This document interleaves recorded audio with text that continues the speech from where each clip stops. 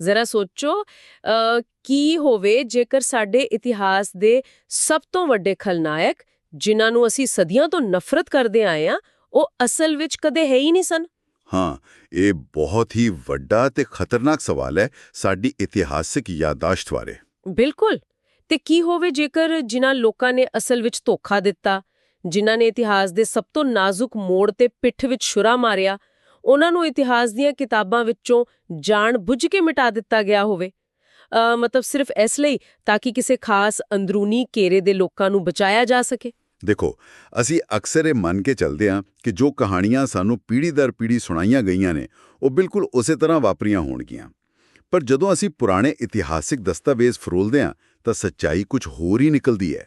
ਪਛਾਣ ਦੇ ਵਿਕਾਸ ਬਾਰੇ ਹੈ ਕਿ ਇਤਿਹਾਸਿਕ ਬਿਰਤਾਂਤ ਕਿਵੇਂ ਸਿਰਜੇ ਗਏ। ਸਾਡੇ ਕੋਲ ਜੋ ਸਰੋਤ ਨੇ ਅੱਜ ਉਹਨਾਂ ਵਿੱਚ ਪੁਰਾਣੇ ਇਤਿਹਾਸਿਕ ਦਸਤਾਵੇਜ਼, ਐਨਸਾਈਕਲੋਪੀਡੀਆ ਆਫ ਸਿੱਖੀਜ਼ਮ, ਪੁਰਾਤਨ ਰਹਿਤਨਾਮੇ ਤੇ ਕੁਝ ਆਧੁਨਿਕ ਖੋਜ ਪੱਤਰ ਸ਼ਾਮਿਲ ਹਨ। ਹਾਂਜੀ, ਤੇ ਇਸ ਚਰਚਾ ਵਿੱਚ ਅੱਗੇ ਵਧਣ ਤੋਂ ਪਹਿਲਾਂ ਮੈਂ ਇਹ ਸਪਸ਼ਟ ਕਰਨਾ ਚਾਹੁੰਦਾ ਹਾਂ ਕਿ ਇਹਨਾਂ ਸਰੋਤਾਂ ਵਿੱਚ ਕੁਝ ਅਜਿਹੇ ਧਾਰਮਿਕ ਜਾਂ ਰਾਜਨੀਤਿਕ ਵਿਚਾਰ ਸ਼ਾਮਿਲ ਹੋ ਸਕਦੇ ਨੇ ਜੋ ਅੱਜ ਦੇ ਸਮੇਂ ਵਿੱਚ ਥੋੜੇ ਵਿਵਾਦਪੂਰਨ ਲੱਗਣ। ਹਾਂ, ਮੈਂ ਵੀ ਇਹੀ ਕਹਿਣ ਵਾਲੀ ਸੀ। ਮਤਲਬ ਸਾਡਾ ਮਕਸਦ ਇੱਥੇ ਕਿਸੇ ਵੀ ਧਿਰ ਨੂੰ ਸਹੀ ਜਾਂ ਗਲਤ ਠਹਿਰਾਉਣਾ ਨਹੀਂ ਹੈ। ਅਸੀਂ ਤਾਂ ਬਸ ਇਤਿਹਾਸਿਕ ਸਰੋਤਾਂ ਵਿੱਚ ਦਿੱਤੇ ਤੱਥਾਂ ਨੂੰ ਨਿਰਪੱਖ ਰੂਪ ਵਿੱਚ ਪੇਸ਼ ਕਰ ਰਹੇ ਹਾਂ ਤਾਂ ਕਿ ਇਹ ਸਮਝਿਆ ਜਾ ਸਕੇ ਕਿ ਸਮੇਂ ਦੇ ਨਾਲ ਬਿਰਤਾਂਤ ਬਦਲਦੇ ਕਿਵੇਂ ਨੇ। ਬਿਲਕੁਲ ਠੀਕ ਹੈ। ਤਾਂ ਜਦੋਂ ਅਸੀਂ ਸਿੱਖ ਇਤਿਹਾਸ ਦੀ ਨੀਂਹ ਦੀ ਗੱਲ ਕਰਦੇ ਹਾਂ ਤਾਂ ਸਰੋਤਾਂ ਵਿੱਚ ਇੱਕ ਅਜਿਹਾ ਪਹਿਲੂ ਉੱਭਰ ਕੇ ਸਾਹਮਣੇ ਆਉਂਦਾ ਹੈ ਜਿਸ ਨੂੰ ਅੱਜਕੱਲ੍ਹ ਲਗਭਗ ਅਣਡਿੱਠੀ ਕਰ ਦਿੱਤਾ ਜਾਂਦਾ ਹੈ। ਮੈਂ ਗੱਲ ਕਰ ਰਹੀ ਹਾਂ ਗੁਰੂ ਘਰ ਦੇ ਬ੍ਰਾਹਮਣ ਸ਼ਰਧਾਲੂਆਂ ਦੇ ਇਤਿਹਾਸਿਕ ਯੋਗਦਾਨ ਦੀ। ਸਰੋਤਾਂ ਵਿੱਚ ਇੱਕ ਬਹੁਤ ਵੱਡਾ ਨਾਂ ਹੈ ਭਾਈ ਕਿਰਪਾ ਰਾਮ ਦੱਤ ਜੀ ਦਾ। ਹਾਂ, ਬਿਲਕੁਲ। ਇਹ ਉਹੀ ਸਨ ਜੋ 1675 ਵਿੱਚ ਔਰੰਗਜ਼ੇਬ ਦੇ ਜ਼ੁਲਮਾਂ ਤੋਂ ਤੰਗ ਆ ਕੇ ਗੁਰੂ ਤੇਗ ਬਹਾਦਰ ਜੀ ਕੋਲ ਫਰਿਆਦ ਲੈ ਕੇ ਆਏ ਸਨ। ਪਰ ਮੈਨੂੰ ਨਾ ਇੱਥੇ ਇੱਕ ਗੱਲ ਸਮਝ ਨਹੀਂ ਆ ਰਹੀ ਕਿ ਉਹ ਅਚਾਨਕ ਗੁਰੂ ਸਾਹਿਬ ਕੋਲੇ ਕਿਉਂ ਆਏ? ਕੀ ਉਹਦੇ ਪਹਿਲਾਂ ਤੋਂ ਕੋਈ ਜਾਣ ਪਛਾਣ ਸੀਗੀ? ਦੇਖੋ, ਇਹ ਕੋਈ ਅਚਾਨਕ ਵਾਪਰੀ ਘਟਨਾ ਬਿਲਕੁਲ ਨਹੀਂ ਸੀ। ਭਾਈ ਕਿਰਪਾ ਰਾਮ ਦੱਤ ਭਾਵੇਂ ਕਸ਼ਮੀਰੀ ਪੰਡਤਾਂ ਦੀ ਅਗਵਾਈ ਕਰ ਰਹੇ ਸਨ, ਪਰ ਉਹ ਸਰਸਵਤ ਬ੍ਰਾਹਮਣ ਸਨ ਤੇ ਉਹਨਾਂ ਦੇ ਪਰਿਵਾਰ ਦਾ ਗੁਰੂ ਘਰ ਨਾਲ ਰਿਸ਼ਤਾ ਨਾ ਪੀੜ੍ਹੀਆਂ ਪੁਰਾਣਾ ਸੀਗਾ। ਅੱਛਾ, ਮਤਲਬ ਪਹਿਲਾਂ ਤੋਂ ਜੁੜੇ ਹੋਏ ਸੀ ਉਹ। ਹਾਂਜੀ, ਉਹਨਾਂ ਦੇ ਪੜਦਾਦਾ ਪੰਡਿਤ ਬ੍ਰਹਮਦਾਸ ਗੁਰੂ ਨਾਨਕ ਦੇਵ ਜੀ ਦੇ ਸਮੇਂ ਤੋਂ ਸ਼ਰਧਾਲੂ ਸਨ। ਇਸ ਲਈ ਉਹ ਕਿਸੇ ਅਜਨਬੀ ਕੋਲ ਨਹੀਂ ਸਗੋਂ ਆਪਣੇ ਰੂਹਾਨੀ ਰਹਿਬਰ ਕੋਲ ਆਏ ਸੀ। ਤੇ ਇੱਥੇ ਸਭ ਤੋਂ ਹੈਰਾਨੀਜਨਕ ਗੱਲ ਇਹ ਹੈ ਕਿ ਗੁਰੂ ਸਾਹਿਬ ਦੀ ਸ਼ਹਾਦਤ ਤੋਂ ਬਾਅਦ ਭਾਈ ਕਿਰਪਾ ਰਾਮ ਦੱਤ ਵਾਪਸ ਕਸ਼ਮੀਰ ਗਏ ਨਹੀਂ। ਸੱਚੀ? ਉਹ ਵਾਪਸ ਨਹੀਂ ਗਏ? ਤਾਂ ਫਿਰ ਉਹਨਾਂ ਨੇ ਕੀ ਕੀਤਾ ਉੱਥੇ? ਉਹ ਆਨੰਦਪੁਰ ਸਾਹਿਬ ਹੀ ਰੁਕ ਗਏ। ਉਹਨਾਂ ਨੇ ਆਪਣਾ ਸਾਰਾ ਜੀਵਨ ਗੁਰੂ ਘਰ ਨੂੰ ਸਮਰਪਿਤ ਕਰ ਦਿੱਤਾ। ਉਹਨਾਂ ਨੇ ਬਾਲ ਗੋਬਿੰਦ ਰਾਏ ਨੂੰ, ਯਾਨੀ ਜੋ ਬਾਅਦ ਵਿੱਚ ਗੁਰੂ ਗੋਬਿੰਦ ਸਿੰਘ ਜੀ ਬਣੇ, ਉਹਨਾਂ ਨੂੰ ਸੰਸਕ੍ਰਿਤ ਤੇ ਹੋਰ ਪੁਰਾਤਨ ਭਾਸ਼ਾਵਾਂ ਦੀ ਸਿੱਖਿਆ ਦਿੱਤੀ। ਵਾਹ, ਇਹ ਤਾਂ ਬਹੁਤ ਘੱਟ ਲੋਕਾਂ ਨੂੰ ਪਤਾ ਹੋਏਗਾ। ਤੇ ਕਹਾਣੀ ਇੱਥੇ ਹੀ ਨਹੀਂ ਮੁੱਕਦੀ। ਜਦੋਂ 1699 ਵਿੱਚ ਖਾਲਸਾ ਪੰਥ ਦੀ ਸਾਜਨਾ ਹੋਈ ਤਾਂ ਪੰਡਿਤ ਕਿਰਪਾ ਰਾਮ ਦੱਤ ਨੇ ਅੰਮ੍ਰਿਤ ਛਕਿਆ, ਭਾਈ ਕਿਰਪਾ ਸਿੰਘ ਬਣੇ ਤੇ 1705 ਵਿੱਚ ਚਮਕੌਰ ਦੀ ਭਿਆਨਕ ਜੰਗ ਵਿੱਚ ਲੜਦਿਆਂ ਸ਼ਹੀਦੀ ਪ੍ਰਾਪਤ ਕੀਤੀ। ਮਤਲਬ ਉਹ ਸਿਰਫ ਆਪਣੀ ਜਾਨ ਬਚਾਉਣ ਜਾਂ ਕੋਈ ਸ਼ਿਕਾਇਤ ਕਰਨ ਨਹੀਂ ਆਏ ਸੀ, ਸਗੋਂ ਉਹਨਾਂ ਨੇ ਪੂਰੀ ਤਰ੍ਹਾਂ ਉਸ ਇਨਕਲਾਬ ਦਾ ਹਿੱਸਾ ਬਣਨ ਦਾ ਫੈਸਲਾ ਕੀਤਾ। ਬਿਲਕੁਲ। ਤੇ ਜੇਕਰ ਅਸੀਂ ਮਯਾਲ ਬ੍ਰਾਹਮਣਾਂ ਦੇ ਛਿੱਬਰ ਪਰਿਵਾਰ ਵੱਲ ਝਾਤੀ ਮਾਰੀਏ ਤਾਂ ਤਸਵੀਰ ਹੋਰ ਵੀ ਵੱਡੀ ਹੋ ਜਾਂਦੀ ਹੈ। ਦੀਵਾਨ ਬਾਬਾ ਪਰਾਗਾ ਛਿੱਬਰ, ਭਾਈ ਮਤੀ ਦਾਸ, ਭਾਈ ਸਤੀ ਦਾਸ ਤੇ ਭਾਈ ਦਿਆਲਾ ਜੀ, ਇਹ ਸਾਰੇ ਮਯਾਲ ਬ੍ਰਾਹਮਣ ਸੀਗੇ। ਅੱਛਾ, ਇਹ ਸਾਰੇ ਵੀ ਬ੍ਰਾਹਮਣ ਸੀ? ਹਾਂ, ਤੇ ਇੱਥੇ ਸਮਝਣ ਵਾਲੀ ਗੱਲ ਇਹ ਹੈ ਕਿ ਇਹ ਬ੍ਰਾਹਮਣ ਸਿਰਫ ਪੂਜਾ ਪਾਠ ਤੱਕ ਸੀਮਿਤ ਨਹੀਂ ਸੀ। ਮੋਹਿਆਲ ਬ੍ਰਾਹਮਣਾਂ ਦੀ ਇੱਕ ਖਾਸ ਪਛਾਣ ਸੀ, ਉਹ ਆਪਣੇ ਆਪ ਨੂੰ ਰਾਜ ਰਿਸ਼ੀ ਕਹਿੰਦੇ ਸੀ। ਇੱਕ ਮਿੰਟ ਰੁਕੋ, ਇਹ ਰਾਜ ਰਿਸ਼ੀ ਕੀ ਹੁੰਦਾ ਹੈ?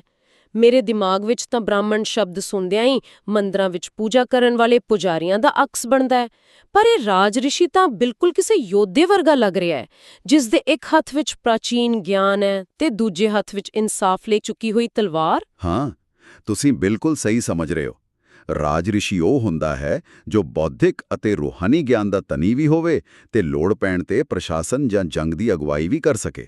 ਇਹਨਾਂ ਨੇ ਪ੍ਰਾਚੀਨ ਗਿਆਨ ਤੇ ਨਵੀਂ ਸਿੱਖ ਵਿਚਾਰਧਾਰਾ ਵਿਚਕਾਰ ਇੱਕ ਪੁਲ ਦਾ ਕੰਮ ਕੀਤਾ ਸੀ। ਕੀ ਬਾਤ ਹੈ! ਭਾਈ ਮਤੀ ਦਾਸ ਜੀ ਤੇ ਭਾਈ ਸਤੀ ਦਾਸ ਜੀ ਨੇ ਗੁਰੂ ਘਰ ਦਾ ਪ੍ਰਬੰਧਕੀ ਢਾਂਚਾ ਸੰਭਾਲਿਆ ਤੇ ਜਦੋਂ ਇਮਤਿਹਾਨ ਦੀ ਘੜੀ ਆਈ ਤਾਂ ਉਹਨਾਂ ਨੇ ਇਸਲਾਮ ਕਬੂਲਣ ਤੋਂ ਸਾਫ਼ ਇਨਕਾਰ ਕਰ ਦਿੱਤਾ। ਭਾਈ ਮਤੀ ਦਾਸ ਜੀ ਨੂੰ ਆਰੇ ਨਾਲ ਚੀਰਿਆ ਗਿਆ ਤੇ ਭਾਈ ਸਤੀ ਦਾਸ ਜੀ ਨੂੰ ਰੂੰ ਵਿੱਚ ਲਪੇਟ ਕੇ ਸਾੜਿਆ ਗਿਆ। ਇਹ ਤਾਂ ਬਹੁਤ ਹੀ ਰੌਂਗਟੇ ਖੜੇ ਕਰਨ ਵਾਲਾ ਇਤਿਹਾਸ ਹੈ। ਪਰ ਇੱਥੇ ਮੇਰੇ ਦਿਮਾਗ ਵਿੱਚ ਬਹੁਤ ਵੱਡਾ ਸਵਾਲ ਆ ਰਿਹਾ ਹੈ। ਜੇਕਰ ਇਨ੍ਹਾਂ ਵਿਦਵਾਨਾਂ ਦਾ ਗੁਰੂ ਘਰ ਨਾਲ ਇੰਨਾ ਡੂੰਘਾ ਤੇ ਖੂਨ ਦਾ ਰਿਸ਼ਤਾ ਸੀ, ਜੇ ਇਹਨਾਂ ਨੇ ਇੰਨੀਆਂ ਕੁਰਬਾਨੀਆਂ ਦਿੱਤੀਆਂ, ਤਾਂ ਅੱਜ ਦੇ ਇਤਿਹਾਸਿਕ ਬਿਰਤਾਂਤ ਵਿੱਚ ਸਾਨੂੰ ਕੁਝ ਹੋਰ ਹੀ ਕਿਉਂ ਸੁਣਨ ਨੂੰ ਮਿਲਦਾ ਹੈ? ਹਾਂ, ਇਹੀ ਤਾਂ ਅਸਲ ਮੁੱਦਾ ਹੈ। ਮਤਲਬ ਅਚਾਨਕ ਬ੍ਰਾਹਮਣਾਂ ਨੂੰ ਇਤਿਹਾਸ ਵਿੱਚ ਇੱਕ ਖਲਨਾਇਕ ਵਜੋਂ ਕਿਉਂ ਪੇਸ਼ ਕੀਤਾ ਜਾਣ ਲੱਗ ਪਿਆ? ਕਿਹੜੀ ਚੀਜ਼ ਨੇ ਇਸ ਪੂਰੇ ਇਤਿਹਾਸ ਨੂੰ ਬਦਲ ਕੇ ਰੱਖ ਦਿੱਤਾ? ਦੇਖੋ, ਇਹ ਸਵਾਲ ਸਾਨੂੰ ਸਿੱਧਾ ਉਸ ਸਭ ਤੋਂ ਵੱਡੇ ਵਿਵਾਦ ਵੱਲ ਲੈ ਜਾਂਦਾ ਹੈ ਜੋ ਮਾਤਾ ਗੁਜਰੀ ਜੀ ਤੇ ਛੋਟੇ ਸਾਹਿਬਜ਼ਾਦਿਆਂ ਦੀ ਗ੍ਰਿਫਤਾਰੀ ਨਾਲ ਜੁੜਿਆ ਹੋਇਆ ਹੈ। ਆਮ ਤੌਰ ਤੇ ਉਸ ਘਟਨਾ ਬਾਰੇ ਅਸੀਂ ਕੀ ਸੁਣਦੇ ਆਏ ਹਾਂ ਅੱਜ ਤੱਕ? ਬੱਚਾ ਨੂੰ ਆਪਣੇ ਪਿੰਡ ਲੈ ਗਿਆ ਤੇ ਫਿਰ ਸੋਨੇ ਦੀਆਂ ਮੋਹਰਾਂ ਦੇ ਲਾਲਚ ਵਿੱਚ ਆ ਕੇ ਉਸਨੇ ਮੁਗਲਾਂ ਨੂੰ ਮੁਖਬਰੀ ਕਰ ਦਿੱਤੀ। ਮਤਲਬ ਇਹ ਕਹਾਣੀ ਤਾਂ ਹਰ ਬੱਚੇ ਨੂੰ ਪਤਾ ਹੈ। ਬਿਲਕੁਲ, ਪਰ ਹੁਣ ਸਰੋਤਾਂ ਵਿੱਚ ਪਈ ਅਸਲ ਜਾਣਕਾਰੀ ਨੂੰ ਥੋੜਾ ਧਿਆਨ ਨਾਲ ਵੇਖੋ। ਜੇਕਰ ਅਸੀਂ ਘਟਨਾ ਦੇ ਬਿਲਕੁਲ ਨੇੜੇ ਲਿਖੇ ਗਏ ਸਮਕਾਲੀ ਦਸਤਾਵੇਜ਼ ਦੇਖਦੇ ਹਾਂ, ਜਿਵੇਂ ਕਿ 1708 ਵਿੱਚ ਲਿਖਿਆ ਗਿਆ ਅਮਰਨਾਮਾ, ਤਾਂ ਉਸ ਵਿੱਚ ਬ੍ਰਾਹਮਣਾਂ ਦਾ ਇੱਕ ਆਮ ਜ਼ਿਕਰ ਜ਼ਰੂਰ ਮਿਲਦਾ ਹੈ, ਪਰ ਕਿਸੇ ਖਾਸ ਰਸੋਈਏ ਜਾਂ ਗੰਗੂ ਨਾਂ ਦੇ ਧੋਖੇਬਾਜ਼ ਦਾ ਕੋਈ ਜ਼ਿਕਰ ਨਹੀਂ ਹੈਗਾ। ਹੈ ਸੱਚੀ? ਅਮਰਨਾਮੇ ਵਿੱਚ ਗੰਗੂ ਦਾ ਨਾਮ ਹੀ ਨਹੀਂ ਹੈ? ਨਹੀਂ, ਬਿਲਕੁਲ ਨਹੀਂ। ਤੇ ਇਸ ਤੋਂ ਥੋੜਾ ਅੱਗੇ ਜਾਈਏ ਤਾਂ ਇੱਕ ਹੋਰ ਲਿਖਤ ਆਉਂਦੀ ਹੈ, ਕਥਾ ਗੁਰੂ ਜੀ ਕੇ ਸੁਤਨ ਕੀ। ਇਸ ਪੁਰਾਤਨ ਗ੍ਰੰਥ ਵਿੱਚ ਸਪਸ਼ਟ ਲਿਖਿਆ ਹੈ ਕਿ ਮਾਤਾ ਜੀ ਤੇ ਸਾਹਿਬਜ਼ਾਦਿਆਂ ਨੂੰ ਧੋਖਾ ਦੇਣ ਵਾਲੇ ਦੋ ਮਸੰਦ ਸਨ, ਜਿਨ੍ਹਾਂ ਦੇ ਨਾਂ ਧੁੰਮਾ ਤੇ ਦਰਬਾਰੀ ਦੱਸੇ ਗਏ ਨੇ। ਇੱਕ ਸੈਕਿੰਡ, ਮਸੰਦ? ਇਹ ਮਸੰਦ ਕੌਣ ਸੀਗੇ? ਕੀ ਇਹ ਮੁਗਲਾਂ ਦੇ ਬੰਦੇ ਸੀ? ਮਸੰਦ ਤਾਂ ਗੁਰੂ ਘਰ ਦਾ ਆਪਣਾ ਅੰਦਰੂਨੀ ਹਿੱਸਾ ਸੀ। ਇਹ ਉਹ ਭਰੋਸੇਮੰਦ ਆਗੂ ਸੀ ਜਿਨ੍ਹਾਂ ਨੂੰ ਗੁਰੂ ਸਾਹਿਬਾਨ ਨੇ ਸੰਗਤ ਤੋਂ ਦਸਵੰਧ ਇਕੱਠਾ ਕਰਨ ਲਈ ਨਿਯੁਕਤ ਕੀਤਾ ਸੀ, ਪਰ ਸਮੇਂ ਦੇ ਨਾਲ ਇਹ ਬਹੁਤ ਭ੍ਰਸ਼ਟ ਤੇ ਹੰਕਾਰੀ ਹੋ ਗਏ ਸੀ। ਅੱਛਾ, ਮਤਲਬ ਧੋਖਾ ਆਪਣੇ ਹੀ ਲੋਕਾਂ ਨੇ ਦਿੱਤਾ ਸੀ? ਹਾਂ, ਇਸੇ ਭ੍ਰਸ਼ਟਾਚਾਰ ਕਰਕੇ ਹੀ ਤਾਂ ਗੁਰੂ ਗੋਬਿੰਦ ਸਿੰਘ ਜੀ ਨੇ ਖਾਲਸਾ ਸਾਜਣ ਵੇਲੇ ਮਸੰਦ ਪ੍ਰਥਾ ਦਾ ਸਖਤੀ ਨਾਲ ਖਾਤਮਾ ਕੀਤਾ ਸੀਗਾ। ਸੋ ਪਰਾਏ ਸਰੋਤ ਇਹ ਇਸ਼ਾਰਾ ਕਰਦੇ ਨੇ ਕਿ ਸਭ ਤੋਂ ਵੱਡਾ ਧੋਖਾ ਬਾਹਰਲੇ ਨੇ ਨਹੀਂ, ਸਗੋਂ ਗੁਰੂ ਘਰ ਦੇ ਅੰਦਰੂਨੀ ਮਸੰਦਾਂ ਨੇ ਦਿੱਤਾ ਸੀ। ਵਾਹ, ਮੇਰਾ ਤਾਂ ਦਿਮਾਗ ਹੀ ਘੁੰਮ ਗਿਆ ਇਹ ਸੁਣ ਕੇ। ਮਤਲਬ ਜੇ ਧੋਖਾ ਦੇਣ ਵਾਲੇ ਮਸੰਦ ਸੀ, ਤਾਂ ਫਿਰ ਇਹ ਗੰਗੂ ਬ੍ਰਾਹਮਣ ਵਾਲੀ ਕਹਾਣੀ ਕਿੱਥੋਂ ਆ ਗਈ? ਕੀ ਇਹ ਨਾਮ ਕਿਸੇ ਪੁਰਾਣੀ ਕਿਤਾਬ ਵਿੱਚ ਹੈਗਾ ਸੀ? ਹੈਰਾਨੀ ਦੀ ਗੱਲ ਇਹ ਹੈ ਕਿ ਗੰਗੂ ਬ੍ਰਾਹਮਣ ਨਾਮ ਦਾ ਇਹ ਪਾਤਰ ਪਹਿਲੀ ਵਾਰ 1892 ਵਿੱਚ ਸਾਹਮਣੇ ਆਇਆ। ਇਹ ਗਿਆਨੀ ਗਿਆਨ ਸਿੰਘ ਦੁਆਰਾ ਲਿਖੀ ਗਈ ਤਵਾਰੀਖ-ਏ ਗੁਰੂ ਖਾਲਸਾ ਨਾਮ ਦੀ ਕਿਤਾਬ ਵਿੱਚ ਦਰਜ ਹੋਇਆ ਸੀ। 1892, ਪਰ ਘਟਨਾ ਤਾਂ 1704 ਦੇ ਆਸ-ਪਾਸ ਦੀ ਹੈ। ਮਤਲਬ ਲਗਭਗ ਪੌਣੇ 200 ਸਾਲ ਬਾਅਦ ਇੱਕ ਨਵਾਂ ਪਾਤਰ ਇਤਿਹਾਸ ਵਿੱਚ ਐਂਟਰੀ ਮਾਰਦਾ ਹੈ ਤੇ ਸਭ ਤੋਂ ਵੱਡਾ ਖਲਨਾਇਕ ਬਣ ਜਾਂਦਾ ਹੈ, ਜਦਕਿ ਅਸਲ ਦੁਸ਼ਮਣਾਂ ਨੂੰ ਪਿੱਛੇ ਕਰ ਦਿੱਤਾ ਜਾਂਦਾ ਹੈ। ਹਾਂ, ਬਿਲਕੁਲ ਇਹੀ ਹੋਇਆ। ਤੇ ਜੇਕਰ ਅਸੀਂ ਸਰੋਤਾਂ ਮੁਤਾਬਿਕ ਅਸਲ ਵਿਰੋਧੀਆਂ ਦੀ ਗੱਲ ਕਰੀਏ ਤਾਂ ਉਹ ਕੌਣ ਸੀ ਉਸ ਟਾਈਮ ਤੇ? ਅਸਲ ਵਿਰੋਧੀਆਂ ਦੀ ਸੂਚੀ ਬਹੁਤ ਸਪਸ਼ਟ ਹੈ। ਸਭ ਤੋਂ ਪਹਿਲਾਂ ਤਾਂ ਚੰਦੂ ਸ਼ਾਹ ਖੱਤਰੀ ਸੀ, ਜਿਸ ਨੇ ਰਿਸ਼ਤਾ ਠੁਕਰਾਏ ਜਾਣ ਦੀ ਨਿੱਜੀ ਰੰਜਿਸ਼ ਕਾਰਨ ਗੁਰੂ ਅਰਜਨ ਦੇਵ ਜੀ ਨੂੰ ਤਸੀਹੇ ਦੇਣ ਵਿੱਚ ਅਹਿਮ ਭੂਮਿਕਾ ਨਿਭਾਈ। ਫਿਰ ਪ੍ਰਿਥੀ ਚੰਦ ਸੀ, ਜੋ ਗੁਰੂ ਸਾਹਿਬ ਦੇ ਆਪਣੇ ਭਰਾ ਸੀ। ਧੀਰਮਲ, ਜਿਸ ਨੇ ਗੁਰੂ ਤੇਗ ਬਹਾਦਰ ਜੀ ਤੇ ਗੋਲੀ ਤੱਕ ਚਲਵਾਈ ਸੀ। ਹੇ ਭਗਵਾਨ, ਮਤਲਬ ਸਾਰੇ ਆਪਣੇ ਹੀ ਸੀ। ਤੇ ਹੋਰ ਸੁਣੋ, ਜਦੋਂ ਗੁਰੂ ਗੋਬਿੰਦ ਸਿੰਘ ਜੀ ਨੇ ਸਰਸਾ ਨਦੀ ਪਾਰ ਕੀਤੀ ਸੀ ਤਾਂ ਉਹਨਾਂ ਦੇ ਕਾਫਲੇ ਤੇ ਪਿੱਛੋਂ ਹਮਲਾ ਕਰਨ ਵਾਲੇ ਰੋਪੜ ਦੇ ਰਾਜਪੂਤ ਤੇ ਪਹਾੜੀ ਰਾਜਪੂਤ ਸੀ। ਇਹ ਸਾਰੇ ਇਤਿਹਾਸਿਕ ਸਬੂਤਾਂ ਵਾਲੇ ਅਸਲ ਦੁਸ਼ਮਣ ਸੀ। ਮੇਰੀ ਗੱਲ ਸੁਣੋ, ਜੇਕਰ ਇਹ ਸਾਰੇ ਅਸਲ ਦੁਸ਼ਮਣ ਸੀ, ਤਾਂ ਕੀ ਉਸ ਵੇਲੇ ਦੇ ਲੋਕਾਂ ਨੂੰ ਇਹਨਾਂ ਬਾਰੇ ਪਤਾ ਨਹੀਂ ਸੀ ਕਿ ਉਹ ਚੰਦੂ ਸ਼ਾਹ ਵਰਗਿਆਂ ਨੂੰ ਇੰਨੀ ਜਲਦੀ ਭੁੱਲ ਗਏ ਸੀ? ਨਹੀਂ, ਸ਼ੁਰੂਆਤੀ ਸਿੱਖ ਸਮਾਜ ਨੂੰ ਬਹੁਤ ਚੰਗੀ ਤਰ੍ਹਾਂ ਪਤਾ ਸੀ। ਇਸ ਦਾ ਸਭ ਤੋਂ ਵੱਡਾ ਸਬੂਤ 18ਵੀਂ ਸਦੀ ਵਿੱਚ ਭਾਈ ਚੌਪਾ ਸਿੰਘ ਛਿੱਬਰ ਦੁਆਰਾ ਲਿਖਿਆ ਗਿਆ ਰਹਿਤਨਾਮਾ ਹੈ। ਅੱਛਾ, ਉਸ ਵਿੱਚ ਕੀ ਲਿਖਿਆ ਹੈ? ਉਸ ਰਹਿਤਨਾਮੇ ਵਿੱਚ ਇੱਕ ਬਹੁਤ ਹੀ ਸਖਤ ਹੁਕਮ ਦਰਜ ਸੀ ਕਿ ਜੇਕਰ ਕੋਈ ਵੀ ਸਿੱਖ ਚੰਦੂ ਸ਼ਾਹ ਦਾ ਨਾਮ ਸੁਣਦਾ ਹੈ ਤਾਂ ਉਸਨੇ ਤੁਰੰਤ ਜ਼ਮੀਨ ਤੇ ਥੁੱਕਣਾ ਹੈ, ਤੇ ਜੇ ਉਹ ਅਜਿਹਾ ਨਹੀਂ ਕਰਦਾ ਤਾਂ ਉਸ ਨੂੰ ਤਨਖਾਹੀਆ ਯਾਨੀ ਧਾਰਮਿਕ ਤੌਰ ਤੇ ਦੋਸ਼ੀ ਕਰਾਰ ਦਿੱਤਾ ਜਾਵੇਗਾ। ਕਮਾਲ ਹੈ, ਉਹਨਾਂ ਦੇ ਮਨ ਵਿੱਚ ਚੰਦੂ ਸ਼ਾਹ ਪ੍ਰਤੀ ਗੁੱਸਾ ਇੰਨਾ ਤਾਜ਼ਾ ਸੀ ਕਿ ਉਸ ਨੂੰ ਨਫ਼ਰਤ ਕਰਨ ਦਾ ਬਾਕਾਇਦਾ ਇੱਕ ਧਾਰਮਿਕ ਨਿਯਮ ਹੀ ਬਣਾ ਦਿੱਤਾ ਗਿਆ। ਤਾਂ ਫਿਰ ਅੱਜ ਦੇ ਇਤਿਹਾਸ ਵਿੱਚ ਇਹ ਗੁੱਸਾ ਕਿਵੇਂ ਗਾਇਬ ਹੋ ਗਿਆ? ਚੰਦੂ ਸ਼ਾਹ ਦੀ ਥਾਂ ਗੰਗੂ ਨੇ ਕਿਵੇਂ ਲੈ ਲਈ? ਇਹੀ ਤਾਂ ਸਮਝਣ ਵਾਲੀ ਗੱਲ ਹੈ। ਮੈਨੂੰ ਨਹੀਂ ਲੱਗਦਾ ਕਿ ਇਹ ਕੋਈ ਅਚਾਨਕ ਹੋਈ ਭੁੱਲ ਸੀ, ਕਿਉਂਕਿ ਕਹਾਣੀਆਂ ਆਪਣੇ ਆਪ ਨਹੀਂ ਬਦਲਦੀਆਂ, ਹੈ ਨਾ? ਇਹਨਾਂ ਨੂੰ ਬਦਲਣ ਪਿੱਛੇ ਕੋਈ ਵੱਡੀ ਤਾਕਤ ਹੁੰਦੀ ਹੈ। ਤੁਸੀਂ ਬਿਲਕੁਲ ਸਹੀ ਸੋਚ ਰਹੇ ਹੋ। ਚੰਦੂ ਸ਼ਾਹ, ਧੀਰਮਲ, ਪ੍ਰਿਥਵੀ ਚੰਦ, ਇਹ ਸਾਰੇ ਖੱਤਰੀ ਸੀ ਤੇ ਜ਼ਿਆਦਾਤਰ ਸਿੱਖ ਗੁਰੂ ਸਾਹਿਬਾਨ ਵੀ ਖੱਤਰੀ ਪਿਛੋਕੜ ਤੋਂ ਸੀ। ਸਮੇਂ ਦੇ ਨਾਲ, ਖਾਸ ਕਰਕੇ ਬ੍ਰਿਟਿਸ਼ ਰਾਜ ਦੌਰਾਨ, ਅੰਦਰੂਨੀ ਥੋਕੇ ਦੀਆਂ ਕਹਾਣੀਆਂ ਨੂੰ ਛੁਪਾਉਣ ਤੇ ਗੁੱਸੇ ਨੂੰ ਇੱਕ ਬਾਹਰੀ ਪਛਾਣ ਵੱਲ ਮੋੜਨ ਦੀ ਰਾਜਨੀਤਿਕ ਲੋੜ ਮਹਿਸੂਸ ਹੋਣ ਲੱਗ ਪਈ ਸੀ। ਅੱਛਾ, ਤਾਂ ਇੱਥੋਂ ਸ਼ੁਰੂ ਹੁੰਦਾ ਹੈ ਬਸਤੀਵਾਦੀ ਨੀਤੀ ਦਾ ਅਸਰ। ਪਰ ਅੰਗਰੇਜ਼ਾਂ ਨੇ ਇਹ ਕਿਵੇਂ ਕੀਤਾ? ਉਹਨਾਂ ਨੇ ਸਦੀਆਂ ਪੁਰਾਣੀਆਂ ਯਾਦਾਂ ਨੂੰ ਕਿਵੇਂ ਬਦਲ ਦਿੱਤਾ? ਉਹਨਾਂ ਦਾ ਸਭ ਤੋਂ ਵੱਡਾ ਹਥਿਆਰ ਸੀ ਮਰਦਮਸ਼ੁਮਾਰੀ ਯਾਨੀ ਸੈਂਸਸ। 19ਵੀਂ ਸਦੀ ਦੇ ਅਖੀਰ ਵਿੱਚ ਜਦੋਂ ਅੰਗਰੇਜ਼ਾਂ ਨੇ ਪੰਜਾਬ ਵਿੱਚ ਮਰਦਮਸ਼ੁਮਾਰੀ ਸ਼ੁਰੂ ਕੀਤੀ ਤਾਂ ਉਹਨਾਂ ਨੇ ਲੋਕਾਂ ਨੂੰ ਸਖਤ ਤੇ ਵੱਖਰੇ-ਵੱਖਰੇ ਖਾਨਿਆਂ ਵਿੱਚ ਵੰਡਣਾ ਸ਼ੁਰੂ ਕਰ ਦਿੱਤਾ। ਪੁਰਾਣੇ ਭਾਰਤ ਵਿੱਚ ਧਾਰਮਿਕ ਪਛਾਣਾਂ ਬਹੁਤ ਤਰਲ ਸੀਗੀਆਂ, ਮਤਲਬ ਕੋਈ ਪੱਕੀ ਲਕੀਰ ਨਹੀਂ ਸੀ। ਹਾਂ, ਇੱਕੋ ਘਰ ਦਾ ਬੰਦਾ ਗੁਰਦੁਆਰੇ ਵੀ ਜਾਂਦਾ ਸੀ, ਮੰਦਿਰ ਵੀ, ਤੇ ਸੂਫੀ ਪੀਰਾਂ ਦੀਆਂ ਦਰਗਾਹਾਂ ਤੇ ਵੀ ਮੱਥਾ ਟੇਕਦਾ ਸੀ।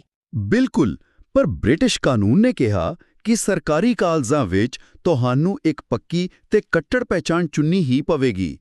ਇਸ ਨੀਤੀ ਨੇ ਪਾੜੋ ਤੇ ਰਾਜ ਕਰੋ ਦਾ ਕੰਮ ਕੀਤਾ ਤੇ ਇਸੇ ਮਾਹੌਲ ਵਿੱਚੋਂ ਸਿੰਘ ਸਭਾ ਲਹਿਰ ਤੇ ਆਰੀਆ ਸਮਾਜ ਵਰਗੀਆਂ ਲਹਿਰਾਂ ਉੱਠੀਆਂ, ਜਿਨ੍ਹਾਂ ਦਾ ਮਕਸਦ ਆਪਣੇ ਧਰਮ ਨੂੰ ਦੂਜੇ ਤੋਂ ਵੱਖਰਾ ਸਾਬਿਤ ਕਰਨਾ ਸੀ। ਮੈਂ ਸਮਝ ਰਹੀ ਹਾਂ। ਇਹ ਬਿਲਕੁਲ ਉਸ ਤਰ੍ਹਾਂ ਹੈ ਜਿਵੇਂ ਕਿਸੇ ਖੁੱਲੇ ਮੈਦਾਨ ਵਿੱਚ ਜਿੱਥੇ ਸਭ ਲੋਕ ਇਕੱਠੇ ਤੁਰਦੇ ਸੀ, ਤਿਉਹਾਰ ਮਨਾਉਂਦੇ ਸੀ, ਅਚਾਨਕ ਉੱਥੇ ਕਾਨੂੰਨ ਦੀਆਂ ਉੱਚੀਆਂ ਕੰਧਾਂ ਖੜੀਆਂ ਕਰ ਦਿੱਤੀਆਂ ਜਾਣ ਤੇ ਹਰ ਕਿਸੇ ਨੂੰ ਕਿਹਾ ਜਾਵੇ ਕਿ ਆਪਣਾ ਪਾਸਾ ਚੁਣ ਲਵੋ, ਨਹੀਂ ਤਾਂ ਤੁਹਾਡੀ ਕੋਈ ਪਹਿਚਾਣ ਨਹੀਂ ਰਹੇਗੀ। ਹਾਂ, ਬਿਲਕੁਲ ਇਹੀ ਹੋਇਆ। ਤੇ ਸ਼ਾਇਦ ਇਸੇ ਕਸ਼ਮਕਸ਼ ਵਿੱਚੋਂ ਗਿਆਨੀ ਦਿੱਤ ਸਿੰਘ ਵਰਗੇ ਵਿਦਵਾਨ ਉੱਭਰ ਕੇ ਸਾਹਮਣੇ ਆਏ ਹੈ ਨਾ। ਮੈਂ ਸਰੋਤਾਂ ਵਿੱਚ ਉਹਨਾਂ ਦਾ ਨਾਮ ਪੜ੍ਹਿਆ ਸੀਗਾ। ਹਾਂ, ਗਿਆਨੀ ਦਿੱਤ ਸਿੰਘ, ਜਿਨ੍ਹਾਂ ਦਾ ਅਸਲ ਨਾਮ ਸੰਤ ਦਿੱਤਾ ਰਾਮ ਸੀ, ਉਹਨਾਂ ਦਾ ਕਿਰਦਾਰ ਇਸ ਪੂਰੇ ਇਤਿਹਾਸਿਕ ਬਦਲਾਅ ਵਿੱਚ ਬਹੁਤ ਅਹਿਮ ਹੈ। ਉਹ ਰਵਿਦਾਸੀਆ ਯਾਨੀ ਦਲਿਤ ਭਾਈਚਾਰੇ ਨਾਲ ਸੰਬੰਧਿਤ ਸੀ। ਉਹਨਾਂ ਨੇ ਆਪਣੇ ਜੀਵਨ ਵਿੱਚ ਜਾਤ-ਪਾਤ ਦਾ ਬਹੁਤ ਭਿਆਨਕ ਸੰਤਾਪ ਹੰਡਾਇਆ ਸੀ। ਇਹ ਤਾਂ ਬਹੁਤ ਦੁੱਖ ਦੀ ਗੱਲ ਹੈ। ਤੇ ਆਪਣੀ ਇਸੇ ਨਿੱਜੀ ਪੀੜਾ ਅਤੇ ਬਸਤੀਵਾਦੀ ਦੌਰ ਦੇ ਦਬਾਅ ਹੇਠ ਉਹਨਾਂ ਨੇ ਫੈਸਲਾ ਕੀਤਾ ਕਿ ਸਿੱਖਾਂ ਨੂੰ ਹਿੰਦੂਆਂ ਤੋਂ ਬਿਲਕੁਲ ਵੱਖਰੀ ਕੌਮ ਸਾਬਿਤ ਕਰਨਾ ਹੀ ਪਵੇਗਾ। ਸਰੋਤ ਦੱਸਦੇ ਨੇ ਕਿ ਉਹਨਾਂ ਨੇ ਕਈ ਕਿਤਾਬਾਂ ਲਿਖੀਆਂ, ਜਿਵੇਂ ਨਕਲੀ ਸਿੱਖ, ਸੁਲਤਾਨ ਪੁਆਰਾ ਤੇ ਗੁੱਗਾ ਗਪੋੜਾ, ਤੇ ਇਹਨਾਂ ਲਿਖਤਾਂ ਵਿੱਚ ਉਹਨਾਂ ਨੇ ਬਹੁਤ ਹੀ ਤਿੱਖੀ ਭਾਸ਼ਾ ਵਿੱਚ ਹਿੰਦੂ ਦੇਵੀ ਦੇਵਤਿਆਂ, ਸੂਫੀ ਪੀਰਾਂ ਦੀ ਪੂਜਾ ਤੇ ਕਰਮਕਾਂਡਾਂ ਦਾ ਸਖਤ ਵਿਰੋਧ ਕੀਤਾ। ਹਾਂਜੀ, ਬਿਲਕੁਲ। ਪਰ ਮੈਨੂੰ ਇੱਕ ਗੱਲ ਹੈਰਾਨ ਕਰਦੀ ਹੈ ਕਿ ਜੇਕਰ ਉਹ ਖੁਦ ਜਾਤ-ਪਾਤ ਦਾ ਸ਼ਿਕਾਰ ਸੀ ਤਾਂ ਉਹਨਾਂ ਨੇ ਆਪਣੀ ਪਹਿਚਾਣ ਕਿਵੇਂ ਬਣਾਈ ਇਸ ਸਿਸਟਮ ਦੇ ਵਿੱਚ? ਦੇਖੋ, ਇਹ ਉਹਨਾਂ ਦੀ ਲਿਖਤ ਦਾ ਸਭ ਤੋਂ ਵੱਡਾ ਮਨੋਵਿਗਿਆਨਕ ਵਿਰੋਧਾਭਾਸ ਹੈ। ਇੱਕ ਪਾਸੇ ਉਹ ਚਾਹੁੰਦੇ ਸੀ ਕਿ ਖਾਲਸਾ ਬਣ ਕੇ ਜਾਤ-ਪਾਤ ਖਤਮ ਹੋ ਜਾਵੇ, ਪਰ ਦੂਜੇ ਪਾਸੇ ਆਪਣੇ ਅਵਚੇਤਨ ਮਨ ਵਿੱਚ ਦਬੇ ਹੋਣ ਦੇ ਦਰਦ ਕਾਰਨ ਉਹ ਲੋਕਾਂ ਨੂੰ ਅਪੀਲ ਕਰਦੇ ਸੀ ਕਿ ਅੰਮ੍ਰਿਤ ਛਕੋ ਤਾਂ ਜੋ ਤੁਸੀਂ ਉੱਚੀ ਜਾਤ ਵਾਲਾ ਯਾਨੀ ਛਤਰੀ ਯੋਧੇ ਦਾ ਰੁਤਬਾ ਹਾਸਲ ਕਰ ਸਕੋ। ਅੱਛਾ, ਮਤਲਬ ਬਰਾਬਰੀ ਦੀ ਬਜਾਏ ਉਹ ਇੱਕ ਉੱਚਾ ਰੁਤਬਾ ਚਾਹੁੰਦੇ ਸੀ। ਹਾਂ, ਤੇ ਉਹਨਾਂ ਨੇ ਬ੍ਰਾਹਮਣਾਂ ਨੂੰ ਇੱਕ ਆਦਰਸ਼ ਦੁਸ਼ਮਣ ਵਜੋਂ ਚੁਣਿਆ। ਬ੍ਰਾਹਮਣਵਾਦ ਦੀ ਸਖਤ ਆਲੋਚਨਾ ਕਰਨਾ ਉਸ ਸਮੇਂ ਦੀ ਰਾਜਨੀਤਿਕ ਲੋੜ ਬਣ ਗਈ ਸੀ। ਤੇ ਇੱਥੇ ਇੱਕ ਹੋਰ ਬਹੁਤ ਵੱਡਾ ਕਾਰਕ ਜੁੜ ਜਾਂਦਾ ਹੈ ਜੋ ਮੈਨੂੰ ਲੱਗਦਾ ਹੈ ਬਹੁਤ ਇੰਪੋਰਟੈਂਟ ਹੈ, ਪ੍ਰਿੰਟਿੰਗ ਪ੍ਰੈਸ। 19ਵੀਂ ਸਦੀ ਦੇ ਅਖੀਰ ਵਿੱਚ ਛਾਪਾਖਾਨੇ ਦਾ ਦੌਰ ਆ ਗਿਆ ਸੀ। ਪਹਿਲਾਂ ਕਹਾਣੀਆਂ ਜ਼ੁਬਾਨੀ ਸੁਣਾਈਆਂ ਜਾਂਦੀਆਂ ਸੀ, ਜਿਸ ਨੂੰ ਬਦਲਣ ਵਿੱਚ ਸਦੀਆਂ ਲੱਗਦੀਆਂ ਸੀ, ਪਰ ਹੁਣ ਹਜ਼ਾਰਾਂ ਕਿਤਾਬਾਂ ਛਪ ਰਹੀਆਂ ਸੀ। ਬਿਲਕੁਲ ਸਹੀ ਪਛਾਣਿਆ ਤੁਸੀਂ। ਇਹੀ ਕਾਰਨ ਹੈ ਕਿ 1892 ਵਿੱਚ ਛਪੀ ਤਵਾਰੀਖ ਗੁਰੂ ਖਾਲਸਾ ਦਾ ਗੰਗੂ ਬ੍ਰਾਹਮਣ ਰਾਤੋਂ ਰਾਤ ਹਰ ਘਰ ਵਿੱਚ ਪਹੁੰਚ ਗਿਆ। ਪ੍ਰਿੰਟਿੰਗ ਪ੍ਰੈਸ ਨੇ ਇਸ ਨਵੇਂ ਬਿਰਤਾਂਤ ਨੂੰ ਇੰਨੀ ਤੇਜ਼ੀ ਨਾਲ ਫੈਲਾਇਆ ਕਿ ਅਸਲ ਧੋਖੇਬਾਜ਼ ਮਸੰਦ ਤੇ ਚੰਦੂ ਸ਼ਾਹ ਵਰਗੇ ਅਸਲ ਵਿਰੋਧੀ ਹਮੇਸ਼ਾ ਲਈ ਇਤਿਹਾਸ ਦੇ ਹਨੇਰੇ ਵਿੱਚ ਗੁਆਚ ਗਏ। ਹਾਂ, ਜਦੋਂ ਕੋਈ ਗੱਲ ਛਪ ਕੇ ਹਜ਼ਾਰਾਂ ਲੋਕਾਂ ਤੱਕ ਪਹੁੰਚਦੀ ਹੈ ਤਾਂ ਲੋਕ ਉਸ ਨੂੰ ਹੀ ਅੰਤਿਮ ਸੱਚ ਮੰਨ ਲੈਂਦੇ ਨੇ। ਤੇ ਬਾਅਦ ਵਿੱਚ ਆਧੁਨਿਕ ਸਿੱਖ ਮਿਸ਼ਨਰੀ ਕਾਲਜਾਂ ਨੇ ਇਸੇ ਬਸਤੀਵਾਦੀ ਬਿਰਤਾਂਤ ਨੂੰ ਅੱਗੇ ਵਧਾਇਆ, ਜਿਸ ਨਾਲ ਪਾੜਾ ਹੋਰ ਡੂੰਘਾ ਹੋ ਗਿਆ। ਤਾਂ ਹੁਣ ਆਪਾਂ ਜੇ ਸਾਰੀ ਇਤਿਹਾਸਿਕ ਛਾਣਬੀਣ ਨੂੰ ਅੱਜ ਦੇ ਸਮੇਂ ਨਾਲ ਜੋੜੀਏ ਤਾਂ ਇਸ ਦਾ ਕੀ ਮਤਲਬ ਹੈ? ਅਸੀਂ ਕਿਤਾਬਾਂ ਤੇ ਮਰਦਮਸ਼ੁਮਾਰੀ ਦੀ ਗੱਲ ਕੀਤੀ, ਪਰ ਅੱਜ ਦੇ ਪੰਜਾਬ ਦੇ ਸਮਾਜਿਕ ਤਾਣੇ-ਬਾਣੇ ਵੱਲ ਛਾਤੀ ਮਾਰੀਏ ਤਾਂ ਸਥਿਤੀ ਬਹੁਤ ਹੀ ਚਿੰਤਾਜਨਕ ਨਜ਼ਰ ਆਉਂਦੀ ਹੈ। ਹਾਂਜੀ, ਬਹੁਤ ਗੰਭੀਰ ਮੁੱਦਾ ਹੈ ਇਹ। ਸਰੋਤ ਇਸ਼ਾਰਾ ਕਰਦੇ ਨੇ ਕਿ ਅੱਜ ਪੰਜਾਬ ਦੇ ਪਿੰਡਾਂ ਵਿੱਚ ਧਰਮ ਪਰਿਵਰਤਨ, ਖਾਸ ਕਰਕੇ ਸਿੱਖਾਂ ਦਾ ਈਸਾਈਅਤ ਵੱਲ ਜਾਣਾ, ਇੱਕ ਬਹੁਤ ਵੱਡੀ ਚੁਣੌਤੀ ਬਣਿਆ ਹੋਇਆ ਹੈ। ਕੀ ਇਹ ਸਭ ਦਾ ਸਾਡੇ ਇਸੇ ਇਤਿਹਾਸਿਕ ਟਕਰਾਅ ਤੇ ਨਫ਼ਰਤ ਵਾਲੇ ਬਿਰਤਾਂਤ ਨਾਲ ਕੋਈ ਸੰਬੰਧ ਹੈਗਾ? ਇਹ ਸਭ ਤੋਂ ਅਹਿਮ ਨੁਕਤਾ ਹੈ ਜਿਸ ਤੇ ਸਾਨੂੰ ਗੰਭੀਰਤਾ ਨਾਲ ਸੋਚਣਾ ਪਵੇਗਾ। ਜਦੋਂ ਅਸੀਂ ਗੁਰੂ ਗ੍ਰੰਥ ਸਾਹਿਬ ਜੀ ਦੀ ਬਾਣੀ ਪੜ੍ਹਦੇ ਹਾਂ ਤਾਂ ਉਸ ਦਾ ਸੰਦੇਸ਼ ਬਿਲਕੁਲ ਸਰਵਵਿਆਪੀ ਹੈ। ਉਹ ਮਨੁੱਖੀ ਏਕਤਾ, ਪ੍ਰੇਮ ਤੇ ਆਤਮਿਕ ਗਿਆਨ ਦੀ ਗੱਲ ਕਰਦਾ ਹੈ। ਬਿਲਕੁਲ। ਬਾਣੀ ਵਿੱਚ ਸਪਸ਼ਟ ਲਿਖਿਆ ਹੈ ਕਿ ਪਰਮਾਤਮਾ ਦੀ ਭਗਤੀ ਲਈ ਮਨੁੱਖ ਦੀ ਆਤਮਿਕ ਤੇ ਦਿਮਾਗੀ ਹਾਜ਼ਰੀ ਜ਼ਰੂਰੀ ਹੈ, ਨਾ ਕਿ ਸਿਰਫ ਸਰੀਰਕ ਕਰਮਕਾਂਡ। ਪਰ ਅੱਜ ਅਸੀਂ ਬਾਣੀ ਦੇ ਅਸਲ ਸੰਦੇਸ਼ ਨੂੰ ਛੱਡ ਕੇ ਸਿਰਫ ਦਿਖਾਵੇ ਵਿੱਚ ਉਲਝ ਗਏ ਹਾਂ। ਜਦੋਂ ਅਸੀਂ ਆਪਣੀ ਪਛਾਣ ਨਫ਼ਰਤ ਦੇ ਆਧਾਰ ਤੇ ਬਣਾਉਂਦੇ ਹਾਂ ਤਾਂ ਅੰਦਰੂਨੀ ਭਾਈਚਾਰਾ ਟੁੱਟ ਜਾਂਦਾ ਹੈ। ਹਾਂ, ਇਹ ਤਾਂ ਹੈ। ਅੱਜ ਪੰਜਾਬ ਵਿੱਚ ਦਲਿਤ ਭਾਈਚਾਰਿਆਂ ਨਾਲ ਜੋ ਅੰਦਰੂਨੀ ਵਿਤਕਰਾ ਹੁੰਦਾ ਹੈ, ਉਸੇ ਅਪਮਾਨ ਕਾਰਨ ਲੋਕ ਸਕੂਨ ਦੀ ਭਾਲ ਵਿੱਚ ਧਰਮ ਬਦਲ ਰਹੇ ਨੇ। ਤੇ ਇਹ ਸਭ ਕਿੰਨਾ ਤਰਕਹੀਨ ਹੈ। ਮਤਲਬ ਜੇਕਰ ਸਮਾਜ ਵਿੱਚ ਜਨਮ ਦੇ ਆਧਾਰ ਤੇ ਕਿਸੇ ਦਲਿਤ ਜਾਂ ਨੀਵੀਂ ਜਾਤ ਨਾਲ ਵਿਤਕਰਾ ਕਰਨਾ ਗਲਤ ਹੈ, ਤਾਂ ਬਿਲਕੁਲ ਉਸੇ ਤਰਕ ਨਾਲ ਸਿਰਫ ਜਨਮ ਦੇ ਆਧਾਰ ਤੇ ਉੱਚ ਜਾਤੀਆਂ ਜਿਵੇਂ ਬ੍ਰਾਹਮਣਾਂ ਪ੍ਰਤੀ ਨਫ਼ਰਤ ਪਾਲਣਾ ਵੀ ਬਰਾਬਰ ਦਾ ਗਲਤ ਹੈ। ਬਿਲਕੁਲ ਸਹੀ ਵਿਸ਼ਲੇਸ਼ਣ ਹੈ ਤੁਹਾਡਾ। ਅਸੀਂ ਇੱਕ ਜਾਤ-ਪਾਤ ਨੂੰ ਖਤਮ ਕਰਨ ਲਈ ਦੂਜੀ ਤਰ੍ਹਾਂ ਦੀ ਜਾਤ-ਪਾਤ ਨਹੀਂ ਪੈਦਾ ਕਰ ਸਕਦੇ। ਹਾਂ, ਆਧੁਨਿਕ ਸਮਾਜ ਲਈ ਇਹ ਬਹੁਤ ਨੁਕਸਾਨਦੇਹ ਹੈ। ਜੇਕਰ ਅਸੀਂ ਇਤਿਹਾਸ ਦੀਆਂ ਗਲਤੀਆਂ ਨੂੰ ਸੁਧਾਰਨਾ ਹੈ ਤਾਂ ਸਾਨੂੰ ਸਹੀ ਗਿਆਨ ਤੇ ਆਲੋਚਨਾਤਮਕ ਸੋਚ ਯਾਨੀ ਕ੍ਰਿਟੀਕਲ ਥਿੰਕਿੰਗ ਨੂੰ ਅਪਣਾਉਣਾ ਪਵੇਗਾ।